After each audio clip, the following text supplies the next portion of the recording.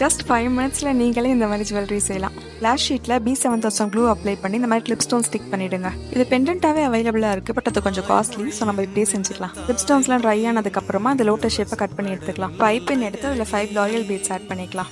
Just nose player வச்சு லைட்டாக open பண்ணாலே ஓப்பன் ஆகிடும். அதில் பீட்ஸ் ஆட் பண்ணி நம்ம லாக் பண்ணிக்கலாம். இந்த லோட்டஸ் லென்த்துக்கு ஏற்ற மாதிரி ஐப்பினை கட் பண்ணி அதில் B7000 க்ளூ வச்சு பேஸ்ட் பண்ணிடலாம். உங்ககிட்ட வேக்ஸ் டிப்ஸ் இருந்துச்சுன்னா இந்த ஷேப்க்கு கட் பண்ணி பேக் சைடில் பேஸ்ட் பண்ணிவிடுங்க. இதில் ஹூக் இன்சர்ட் பண்ணி பேஸ்ட் பண்ணிட்டா அவ்வளோதான், இயரிங் ரெடி ஆகிடுச்சு.